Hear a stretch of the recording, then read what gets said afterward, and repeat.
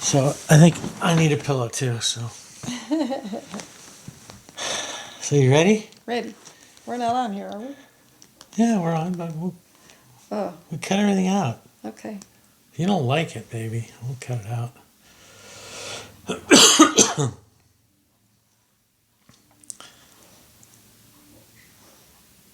Hello. Hello. Here we are. This is episode number 5. I'm Todd Johnson. Flo Trapani.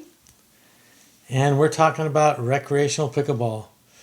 I played Liveball last week with Roger Lim, and I would highly recommend it.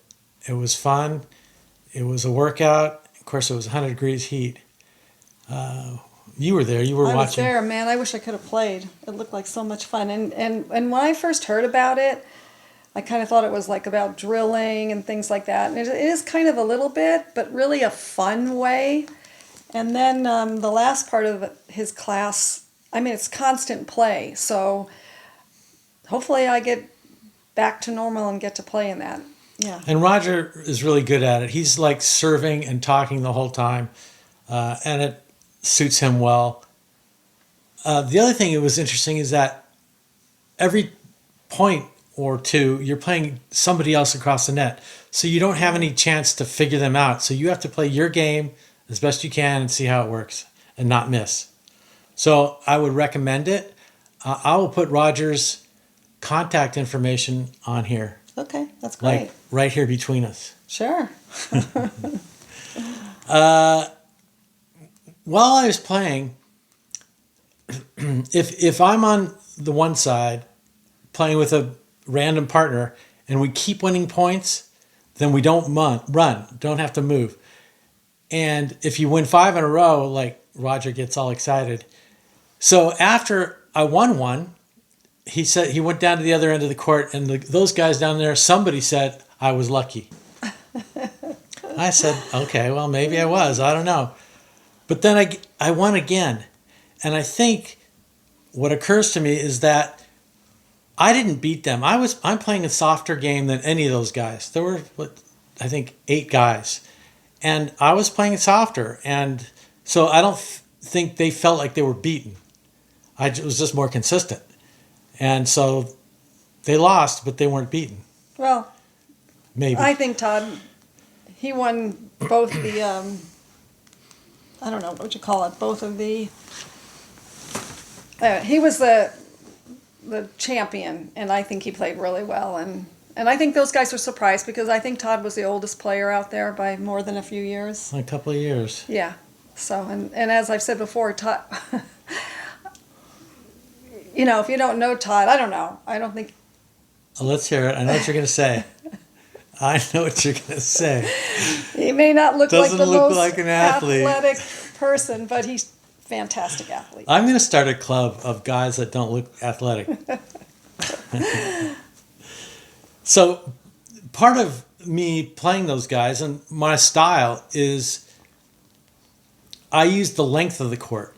The court on one side is 22 feet long, but only 10 feet wide. I don't know why people don't use more of the length. So I lob and I drop shot a lot. And especially at the older ages, that works really well. With the younger people, not so well. And I have to control myself when I play the younger guys and just think forever. Let's see. And then I also played a rec game with some guys that invited me out, and they were 4-0s. And 2 of them I knew, 1 I didn't know, but I didn't know the 2 very well. And I won 6 out of the 7 games. And I don't think I'm any more athletic than these guys. I don't usually hear Todd brag about how many games he won. Well, Kind of it's unusual. You know, if I lost, I would be doing the same thing. I'd be analyzing what happened. Sure, you're analyzing it. Right. Well, you're not And- bragging. and If so- I said it, I'd be bragging. But So what I did differently than them, whether these are what caused it or not, is my variation in serve. I probably served 70% slow, high, deep serves. None of them did that. There was constantly a drive serve. I sliced my returns. So Almost. my question to you is, did you try to coach them on serving? Remember that was a question a couple podcasts ago about coaching on the court. Did you? No. No. The only thing I did is all three of them would serve when they were on the even side. They would serve in the middle of the even court, and I told 2 or 3 of them to come over so they could hit a forehand on that next shot. Well, a couple of them did, and then they would drift back because they're used to that. Sure. So the other thing I did that none of them did was a slice return. So ball stays lower. The other thing is they were mostly hitting third shot drops, and I was the only one driving the third shot. Better or worse, who knows? I attacked a lot of the volleys just like you do. If I get it at the net and it's in the air, I attacked. And I don't, hit them in the face, whatever, in the chest. And I don't think many of them did that. And the other thing, like I said before, is I hit lobs, none of them did, and drop volleys all the time. So those are the things that I think helped me that day. How'd your game go? How did my walk in the morning, walk in the evening? That's my game these days. Another thing as a coach I get a lot of is people panicking. Yeah. Right, including you. And I don't panic. Not much. Not much. I panicked for a long time. And I rarely panic, and it's just part of my makeup, I think. And as a coach, it's tough because it's hard to make people not panic. Yeah. But what I do is I almost defocus my eyes. It's the visual stimulus that makes us go, oh, we got to do something. And if I just almost defocus my eyes and just relax, breathe, I always play better. So try that. Somebody asked me to talk about certification.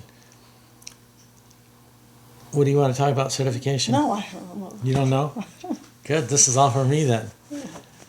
So I got certified, IPTPA certified, which was the only certification at that time in 2016. And I was the first guy in Ventura County to become certified. I remember you worked really hard at that. I do. And now I had to work hard. I had to, first of all, pass all of the rules tests online by the IPA, USA Pickleball at the time. And I highly recommend that. Not only because now I know the rules, people come to me and ask questions, and that just makes me feel good that I can help. Sure. The second thing is I had to perform like a third shot drop 10 times in a row, forehand, cross court. And then 10 times in a row, actually 8 out of 10 times, forehand, cross court, forehand down the line, probably a dozen different shots, 8 out of 10 times. I had to show that I was capable of teaching. Was that Greg Whitfield that you? No, Greg was not involved at that time. In fact, there was nobody close enough to evaluate me, so I did a video and sent it in, and they said, oh, you missed some shots, or we couldn't see from your angle where the ball landed. Do some more. So I did. Then, probably, was it last year or the year before, I did the PPR certification. That I was not so impressed with. You paid your money. Both of them cost about $300 something. But in the PPR, it was 5 hours on the court. You're pretty much going to get certified no matter what you do. They just put you at different levels of certification. I wasn't. They didn't really teach me much about teaching, which was their focus. And the videos that you have to watch beforehand, I thought were not well done. But they're getting a ton of people certified. So they have figured out that market, and people want to get certified, and that's the easiest way. The IPTPA has a very low profile. I know PCI, which is Mark Renison, offers it also. I don't know much about his program. I don't know anybody that's been certified by him. But I respect him. He's done a lot of videos in the past and has been very involved. So I recommend learning the rules, whether you get certified or not. Even the PPR people should learn the rules, pass those tests. Okay. What do you want to talk about? Your show, Todd. Let's talk about injuries on court. Go. You know what? Here, let me just get this over with. I'd like to get this over with, okay? So I'm going to show you guys something. I don't know if you can see this here. It says, put on your big girl panties and deal with it. Yeah. Okay. So I bought this like, oh gosh, probably a dozen years ago, because it's sort of like been my motto for forever, really. You know, whatever issues I've gone through, problems. And then recently, I bought this card. I liked it when I go card shopping. I look for cards for people for different reasons. I've never sent this card out. But this says, I don't know about you, but I'm tired of putting on my big girl panties.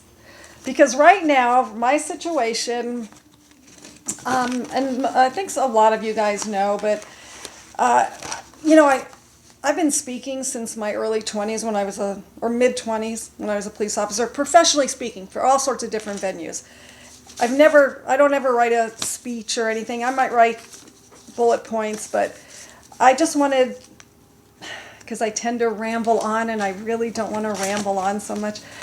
So, I first want to say that I know that there are, you know, many more people, many more individuals, many more families that they're going through such tough times with health and other issues. And I'm kind of ashamed sometimes because it's been 3 weeks since I got injured. So I feel, you know, awkward or whatever when I talk about what I'm going through, because I know things could be much worse.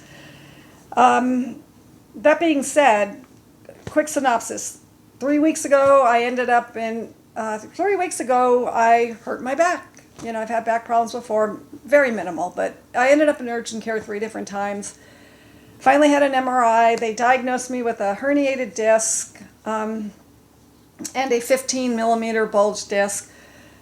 4 different doctors have given me different opinions about where I need to go with this. So 3 were kind of thinking surgery right away. The actual surgeon I saw last week, and he wants to see if I can just get better by pretty much doing nothing. And the scary part for me, more scary than I think the back pain, and it was that my leg went numb, my foot went numb, and I will say back pain is a little less, numbness is a little less, so I guess that's a good sign because it's a little less, but so I'm just in a place where it's a little scary for me because I don't know what's going to happen. Also, I wanted to say thank you for so many of you guys out there. You know, pickleball players, it's funny.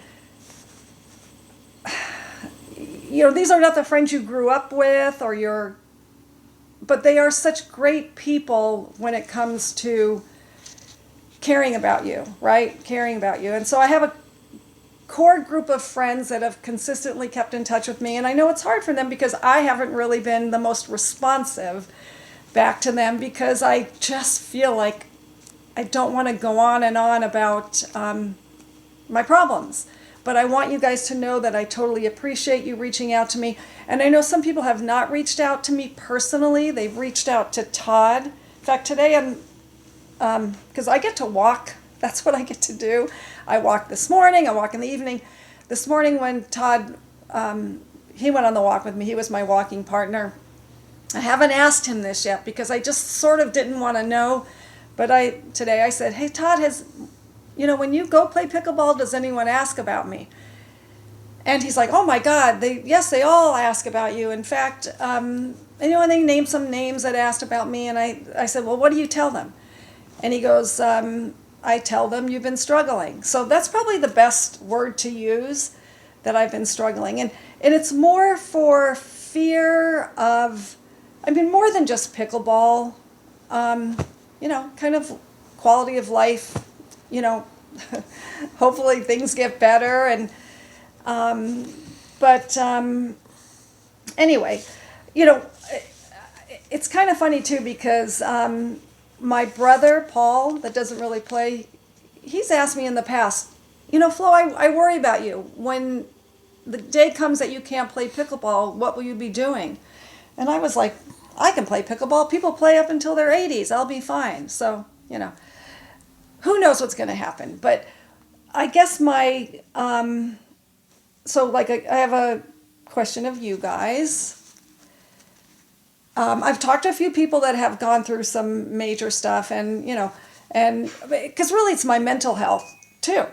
And I'm sad that these people told me that they went to dark places. I don't really want my friends to go to dark places, but it kind of comforted me that I wasn't alone in going into these dark places.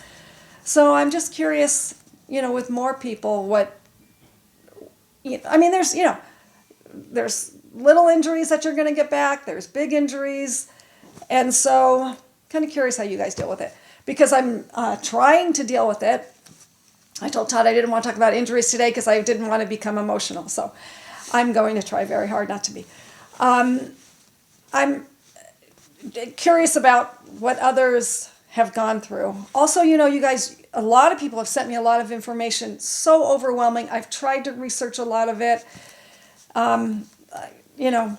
Sometimes I just wish someone would just take my hand and do all the work, but, that's not reality. So anyway, reality, I miss pickleball. I try to pretend like it's not that big of a deal, but it is. I miss it. I miss the social part of it. I miss the playing. I even miss the arguing. Luckily for me in this time, I wasn't really tournaments. I was kind of like done with tournaments and have not even signed up for any tournaments prior to my injury. And round robins, I still want to play round robins. There's a couple like Palm Desert Tournament. I love that one. I hope to play in that one. The police and fire games, I kind of like to still be able to play in that one. But I was in a good frame of mind for that I'm not missing any tournaments. So anyway, just kind of curious how some of you guys adjust. Also, I want to say, now I realize some of my friends that have been through this in the past and I've tried to keep in contact with, and every few weeks I'll text them and say, hey, what's going on? Just thinking about you. I totally understand now why you sometimes don't respond. And I never thought badly of you. I just didn't really get, why can't they just text back? I totally get it. It's hard to respond, when you don't have good news to say to someone or you're feeling bad. So, is that what you meant when talking about injuries? Yeah, exactly. So there goes my notes. I'm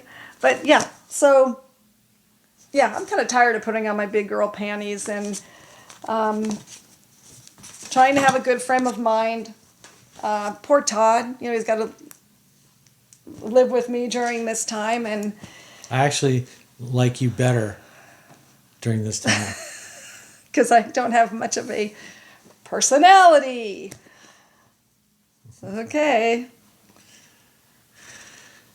Yeah, well, injuries are tough, even if you don't play pickleball, right? Of course. Because it changes your life and your lifestyle. And in fact, one doctor told me that I can, because I like boxing too, he said whether I have surgery or not, my boxing career is over. I think for me, maybe for most people, our fallback during this time is to watch TV.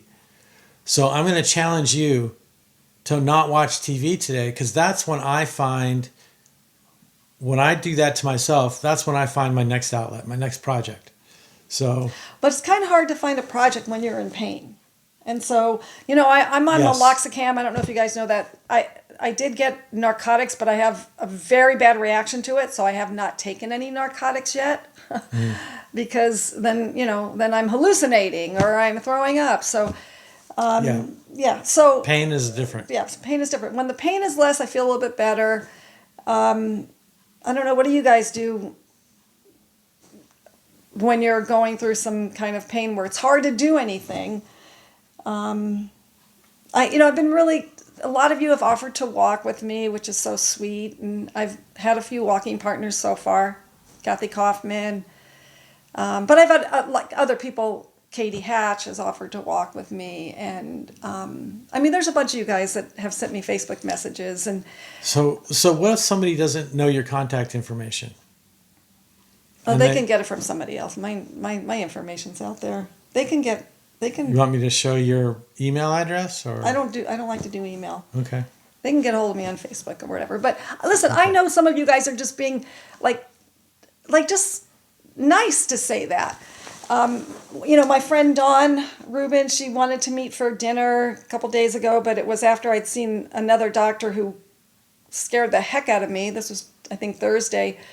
This doctor was like, oh, this is bad. This is really bad. And I had looked this doctor up prior to seeing him, and his bedside manner, people said it wasn't very good, but I liked it. I'd rather have someone direct with me than not.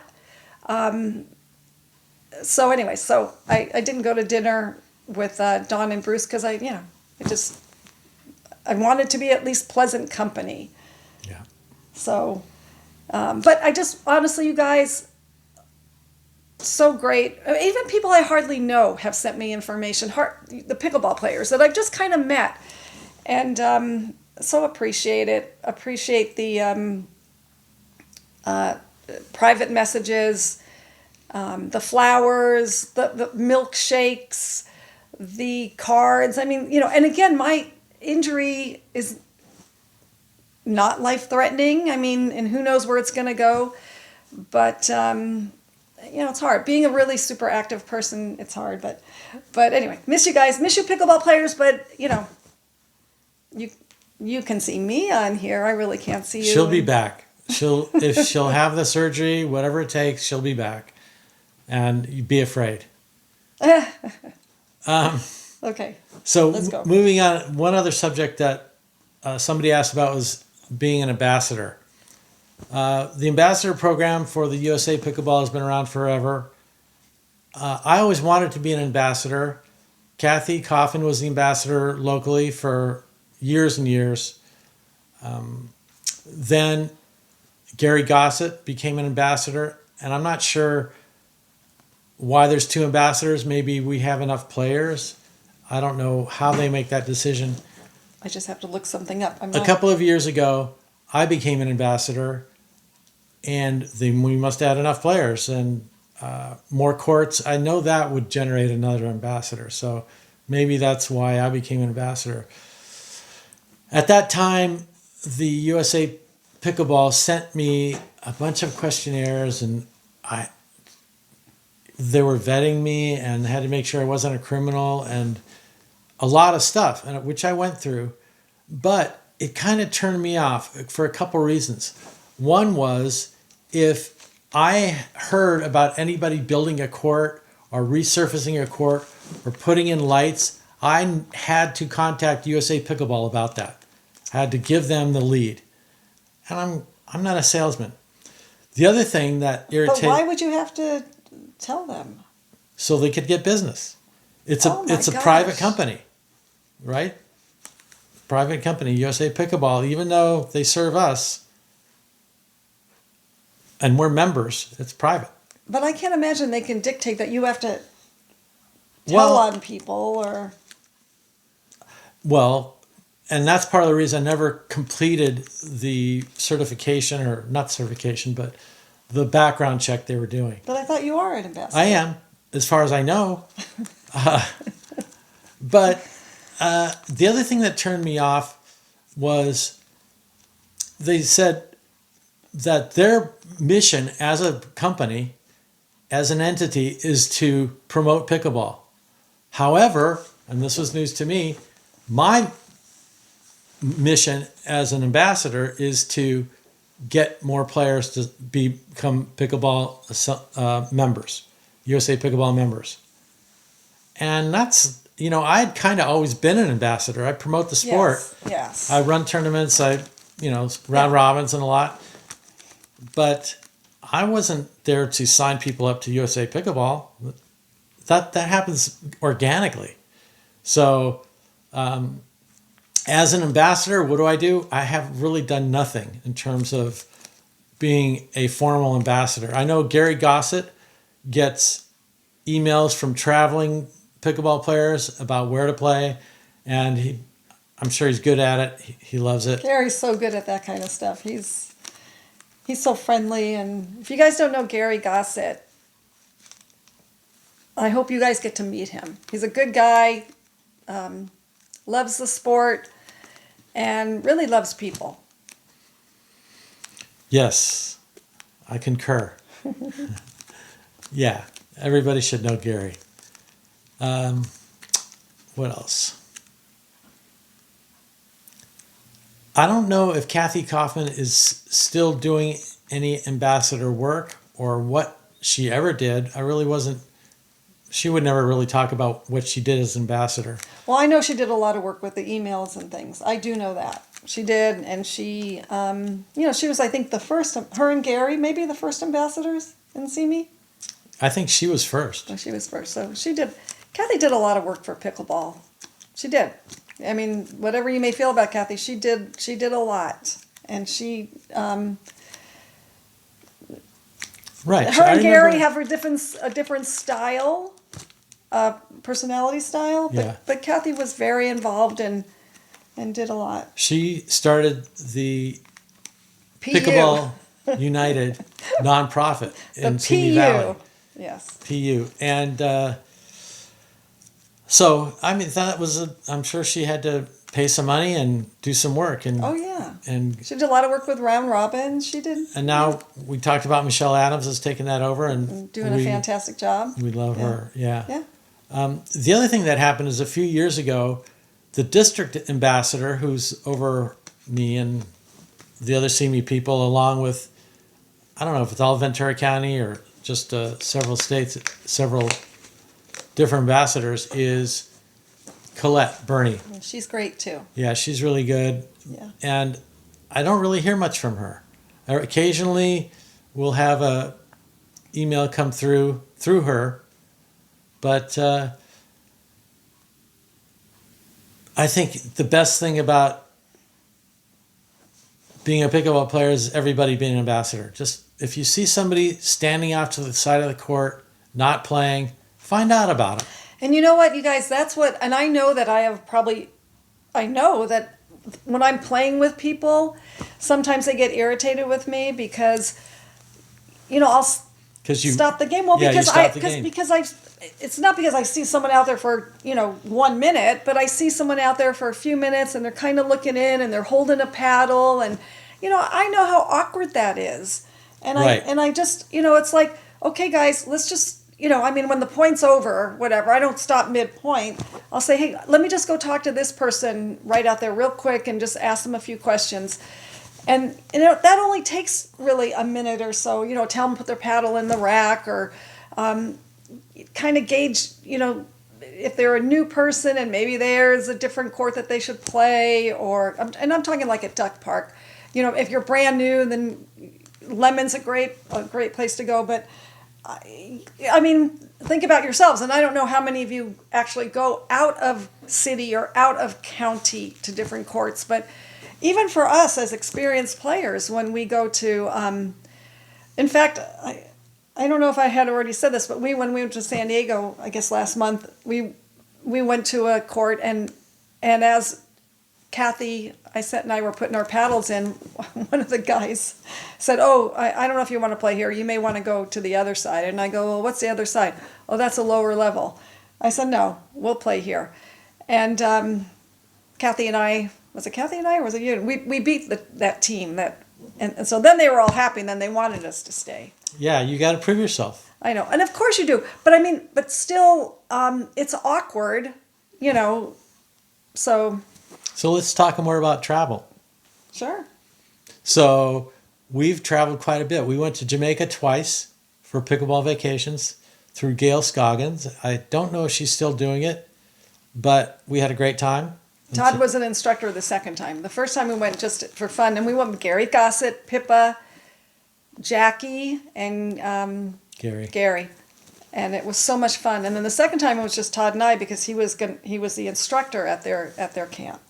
So it was Sandals, South Coast, Jamaica. We would recommend that place. It's great. They were temporary courts, but they had tennis instructors that were very amenable and liked to play. Yeah. And we left them like a net and a couple of paddles, and who knows, that was 5-6 years ago. So who knows where they're at today. Yes, at least 6 years ago, I think. Yeah, because it was 2016 when I got certified.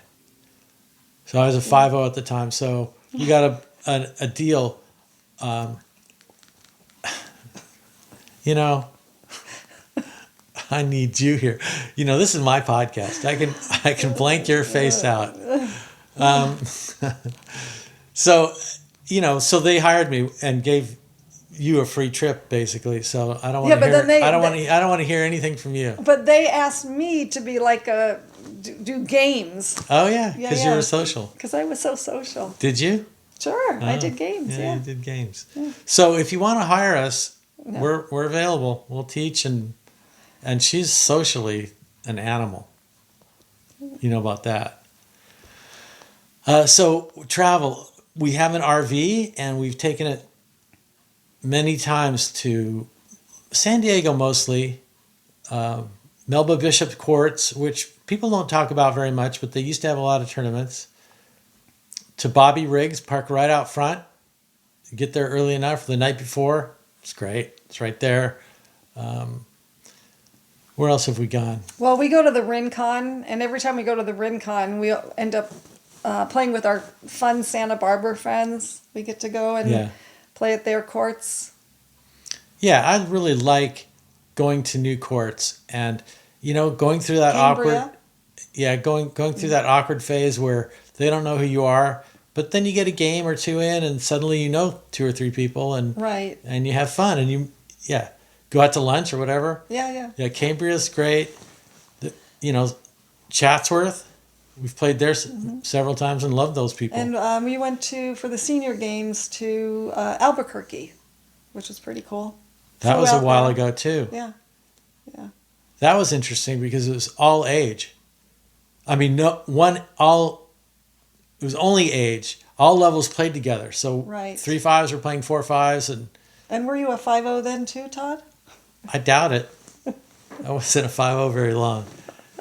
Well, okay, yes, just so people know, I was a 5-0 for about a year and a half, and I played, I don't know, a dozen tournaments. I won 4 matches and lost 20 matches. So I was playing younger people. I was not having much fun. And so I put in a request to get lowered to 4-5. And they grumbled and said, okay, you're a 4-5. And then when I played a tournament, I was more competitive. Sure. So I got bumped to 5-0 in the days before computers. And some guy saw me play at a tournament and said, okay, you're a 5-0. Right, that's how it used to be. And I was flattered, but I shouldn't have been because I should have stayed at 4-5. I would have had more fun for that year and a half. Well, now you're a 4-0, you're probably having a blast. I'm really having a good time. If you're a 3-5, it's even more fun. If you see me smiling on the court, it's because I'm a 4-0.